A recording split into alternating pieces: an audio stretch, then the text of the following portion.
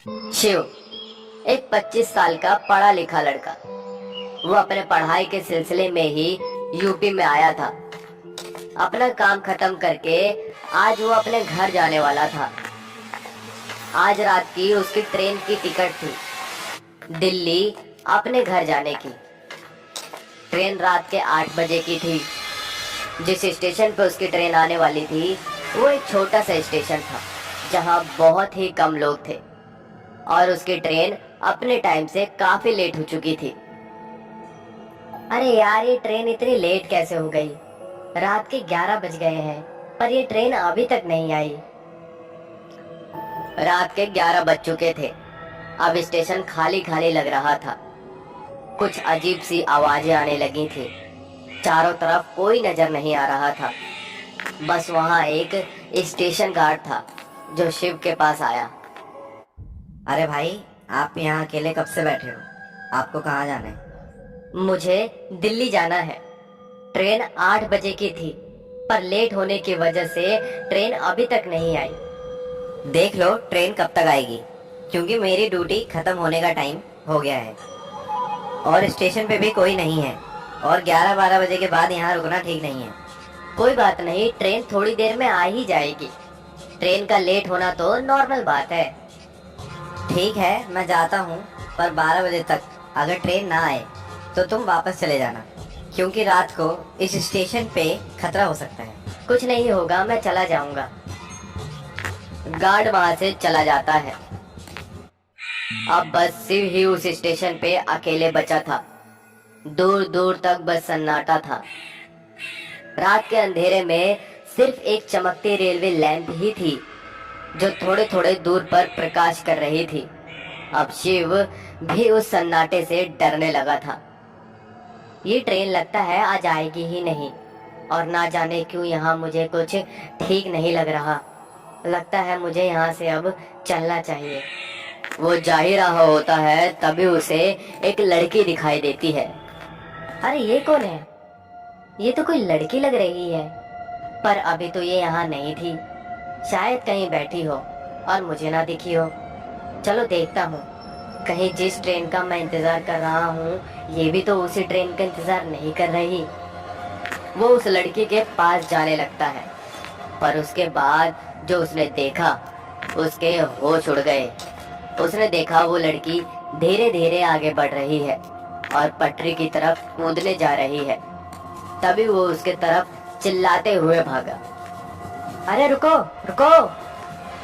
सामने से एक मालगाड़ी आ रही थी। वो उस लड़की का हाथ पकड़ लेता है और उसे रोकता है। वो मालगाड़ी तेजी से वहां से निकल जाती है। तुम ये क्या कर रही थी? अभी मर जाती ना। शिव के बोलते ही उसे कुछ अजीब लगा। उसने उस लड़की का हाथ पकड़ा था, पर उसे ऐसा लगा कि उसने किसी कठोर चीज को पकड़ा हो। वो बुरी तरह डर जाता है और उसका हाथ छोड़ देता है। तभी वो लड़की एक कंकाल में बदल गई। शिव के पैरों तले जमीन निकल गई। वो गेट की तरफ भागा, पर उसे होश नहीं था और वो भागते हुए बेहोश होकर गेट के पास ही गिर गया। सुबह जब उसकी आंख खुली तो वो हॉस्पिटल में था। मैं यहाँ कैसे आया? भाई साहब, तुम स्टेशन के गेट के पास गिरे हुए थे। जब भोर में मैं वहां से जा रहा था तो तुम्हें देखा और बाकी लोगों को आवाज लगा के तुम्हें हॉस्पिटल लाया। और तुम इतने डरे हो, घबराए हुए हो, यानी तुमने भी रात को उस लड़की को देखा? हाँ हाँ, तुम्हें कैसे पता? कौन थी वो? भाई साहब, रात को 12 बजे के बाद उस स्टेशन में जाना या रहना मना है। कोई वहां नहीं जाता। क्या तुम्हें किसी ने मना नहीं किया रात में वहां रुकने से? एक गार्ड ने मना किया तो था, पर ऐसा क्यों है? वो लड़की कौन थी? कुछ साल पहले एक लड़की जिसका नाम गौरी बताया जाता है, वो अपनी पढ़ाई पूरी करने के लिए मुंबई के कॉलेज में जा रही थी। वो ट्रेन का इंतजार कर रही थी। उसकी ट्रेन 6 बजे की थी और वहां कुछ आवारा गुंडे चोर उचक्के लड़कों ने उसे देखा और उसकी खूबसूरती देखकर पागल हो गए। वो तीनों लड़के उस पे अपनी बुरी नजर रखे हुए थे। वो ट्रेन का इंतजार कर रही थी। स्टेशन पर लोगों की संख्या काफी कम थी। धीरे धीरे अंधेरा भी हो रहा था। 7 बज गए, ट्रेन अभी तक नहीं आई और पानी भी खत्म हो गया है। चलो ट्रेन आए जब तक बॉटल भर लाती हूँ। वो लड़की पानी भरने जाती है। पानी भरने का नल थोड़ी दूर पर था और अंधेरा भी होने लगा था। वो तीनों लड़कों ने जब देखा कि वो बोतल लिए पानी भरने जा रही है और वहाँ कोई नहीं है, तो उन्होंने इस मौके का फायदा उठाया और उसका पीछा करने लगे।